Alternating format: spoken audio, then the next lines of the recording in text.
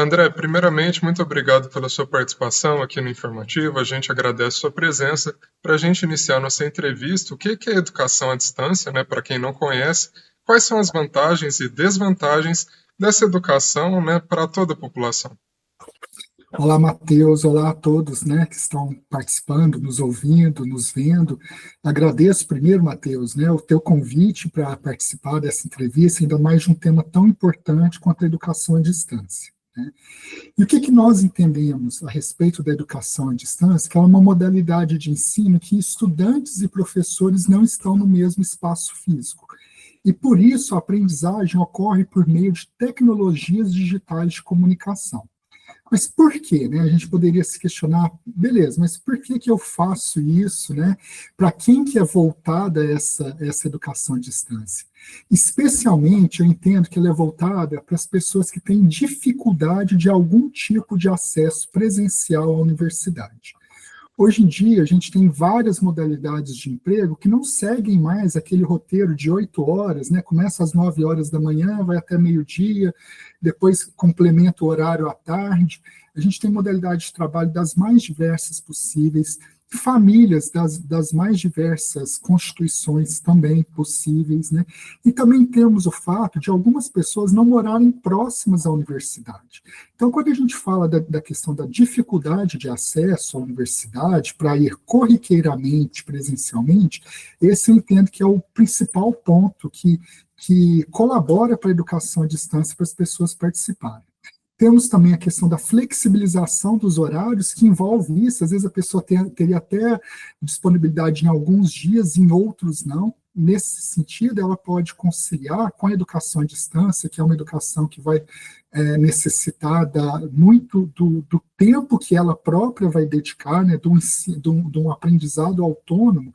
Então, ela vai poder ter essa flexibilidade para conciliar os estudos com trabalho, com família, com qualquer outra atividade que ela exerça. E, por fim, eu ainda apontaria, né, que as pessoas que têm um foco maior na educação à distância são aquelas que gostam, né, e que entendem que o aprendizado mais autônomo e personalizado é o adequado. Por quê? A educação à distância ela permite várias outras técnicas de educação que são usadas que seriam mais difíceis do que na sala de aula. Então, quando a gente pensa na educação à distância, eu enxergo esses públicos mais importantes, Matheus. E aí você me perguntou a respeito também das vantagens, não foi?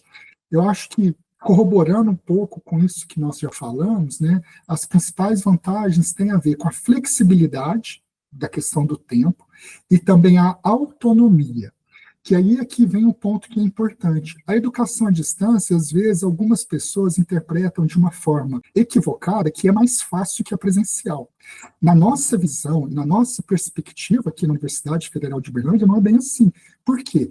O estudante, né, o aluno ali, quem está fazendo o curso, necessitam de uma dedicação, de uma autonomia para esse processo de aprendizagem que é muito importante. Eles vão ter um suporte tão grande por trás, por meio dos professores, dos tutores, dos diversos materiais didáticos, mas desse estudante, né, ou dessa estudante, eles estarem aptos a seguir os cronogramas, né, desenvolver, buscar todos os materiais. Então, eu enxergo como uma vantagem a flexibilidade, essa autonomia também, né? O acesso ampliado, para você ter ideia, a nossa universidade está presente em 4 cidades, né? Em termos, só com o SEAD, né, o Centro de Educação à Distância da UF, com os cursos que são ofertados pela UF, que tem um apoio administrativo do SEAD, nós já atuamos em 43 polos, ou seja, 43 outras cidades que a UF não está presente fisicamente, mas que tiveram alunos que fizeram algum dos nossos cursos.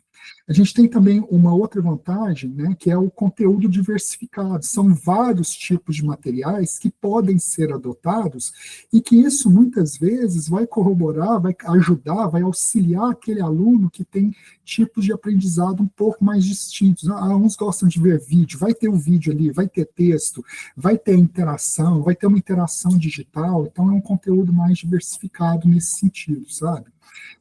E isso também possibilita, que eu apontaria também como uma vantagem, o desenvolvimento de habilidades dos alunos, que eles obrigatoriamente acabam acompanhando mais tanto habilidades tecnológicas, né, que hoje é essencial em praticamente todos os ramos de atuação, não só no trabalho, mas no nosso dia a dia, mas também habilidades de aprendizado diferentes.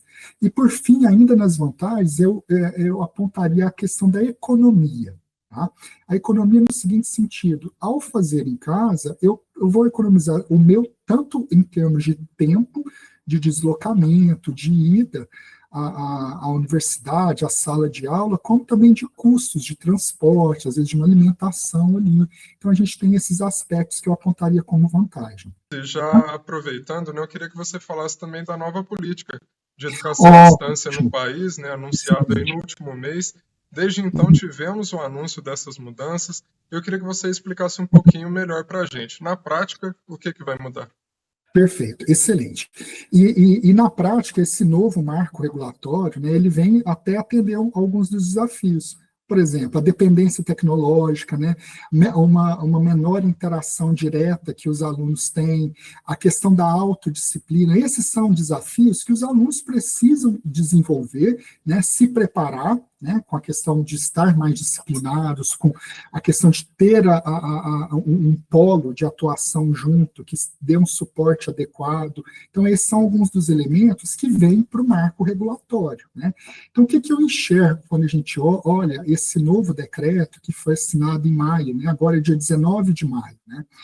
O meu olhar é que o objetivo dele veio, né, assegurar a qualidade da formação acadêmica dos estudantes e das estudantes do ensino à distância. Né?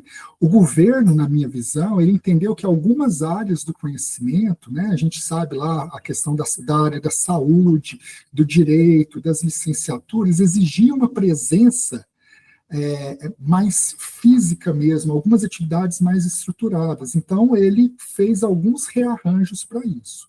Né? Buscando o quê? O que eu entendo que o governo buscou com isso? Equilibrar o uso do EAD com critérios que garantam mais qualidade, mais transparência e responsabilidade social das instituições. Então, a gente escutou em algumas reportagens, algumas pessoas às vezes criticando o marco regulatório, ele traz sim desafios, essa nova política traz desafios para nós, Matheus. Mas, ao mesmo tempo, o que a gente enxerga do governo, e isso para nós da UFA é muito tranquilo, é com relação a assegurar essa qualidade. Isso sempre foi um dos nossos princípios. Então, né, trabalharemos para continuar fazendo isso, respeitando, inclusive, essa nova política. Com certeza.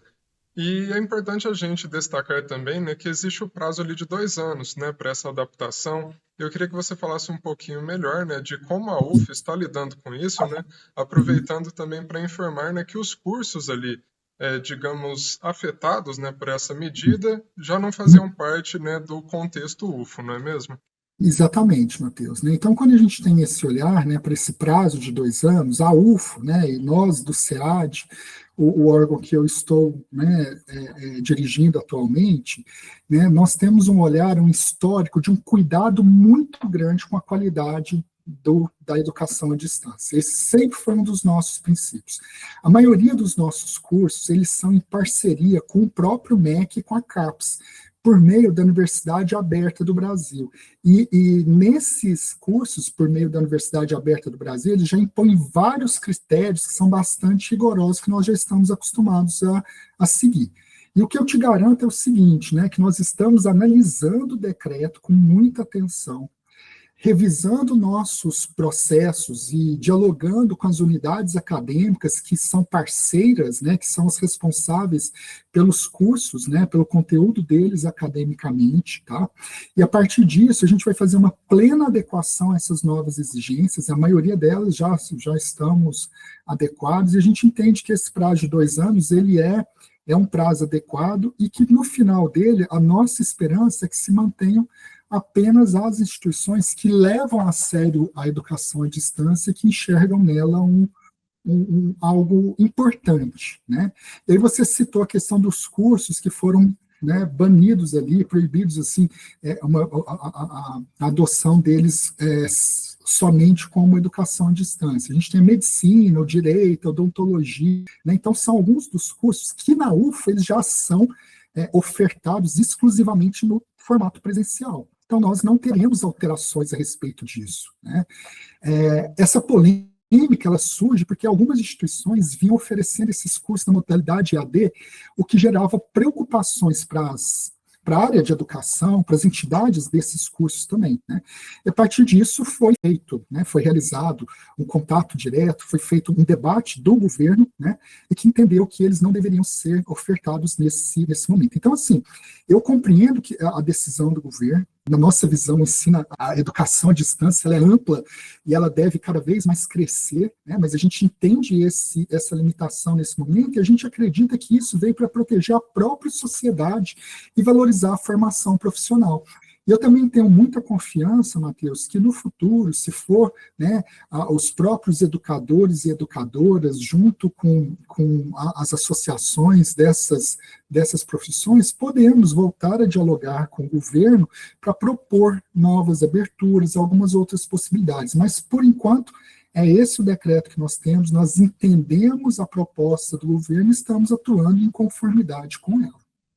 André, aproveitando que você mencionou os cursos aí, né, ofertados presencialmente na UFO, né, que se encaixam nessas mudanças, agora eu queria que você falasse dos cursos ofertados na educação à distância.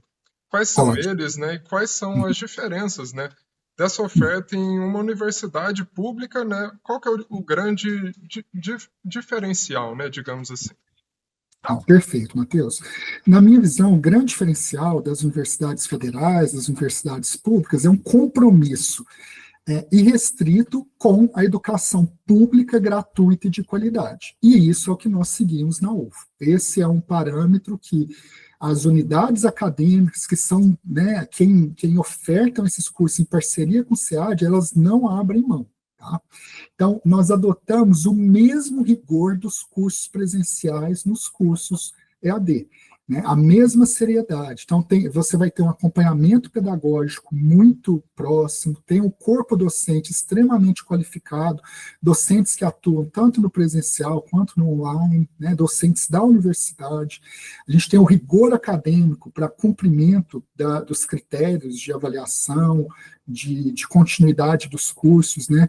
Uso de ambientes virtuais robustos, né? De acordo com o que a gente consegue efetivamente, sem possibilitar, sem obrigar custos adicionais para os nossos estudantes, tutoria qualificada, nós ofertamos tanto para os tutores quanto para os docentes um curso de formação específico em AD. Então, isso tudo auxilia, né, a termos cursos de maior qualidade, efetivamente. E essa é uma realidade da UFO, que várias outras instituições do nível federal também seguem isso.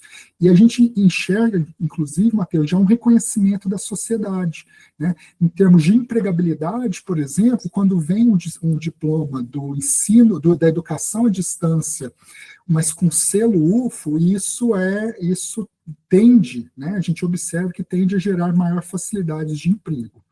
Atualmente, Matheus, nós estamos ofertando 4 cursos, tá? É o Administração Pública, ofertado pela Faculdade de Gestão e Negócios, o curso de Pedagogia, ofertado pela Faculdade de Educação, o curso de Letras em Inglês, né, ofertado pelo Instituto de Letras e Linguística da UFO, e o curso de Matemática, ofertado pelo Instituto de Matemática e Estatística, né? E é importante a gente observar que esses cursos, eles obtêm nas avaliações feitas pelo governo índices muito iguais ou muito próximos aos presenciais, né? Não é um grupo externo que oferta. Quem oferta os cursos são as próprias unidades acadêmicas, essas, né, que eu citei para você, né? Elas são 4 que são excelentes parceiras, muito sérias, tanto a FAGEM, a FACED, o ILEO, quanto o INE, são parcerias muito fortes que nós temos e que eles que executam essa parte acadêmica. E a gente ainda tem 2 cursos que foram recentemente aprovados, que a gente tem esperança de já começar um deles nesse ano ainda, né, que seria o tecnólogo em gestão de agronegócios, e o outro, licenciatura em turismo, que a gente pretende iniciar no ano que vem. Excelente novidade, André. Aproveitando que você mencionou essas novidades, né? E a gente já está chegando também ao final da nossa entrevista, eu queria que você falasse como que funcionam os processos seletivos, de quanto em quanto tempo eles ficam abertos, né, para quem tem interesse, como participar e qual recado você deixa para quem nos acompanha. Perfeito, Matheus, né? Novamente agradecendo esse espaço que vocês abriram, né? Os nossos cursos, eles são ofertados via editais públicos, né? Todos esses cursos ainda são em parceria com o MEC, a CAPES e a Universidade Aberta do Brasil. Então, eles são projetos específicos que eles são aprovados assim que os recursos são liberados. Então, nas mídias sociais, nas mídias oficiais da UF, nós sempre divulgamos quando são abertos os editais. E eu convido a quem está nos assistindo nesse momento e tem interesse por algum desses cursos, ficar acessando o site do SEAD, que é www.cead.ufo.br. Lá vocês vão ter todas as informações. Eu gostaria de deixar como recado aqui, Matheus, novamente agradecendo a você e toda a equipe, que a educação à distância da UFO ela é pública, gratuita e de excelência. Se você sonha com um diploma universitário, mas encontra barreiras geográficas ou de tempo, ou qualquer uma barreira que te impeça de vir, né, fazer um curso presencial, pode contar com a educação à distância da UFO. Estamos aqui para apoiar esse sonho com seriedade e qualidade. Então, os nossos cursos, as nossas formações de graduação também têm esse rigor, o mesmo do curso presencial. Muito obrigado, Matheus, de novo, por essa oportunidade. Ótimo recado, André. Eu que agradeço a participação aqui no Informativo.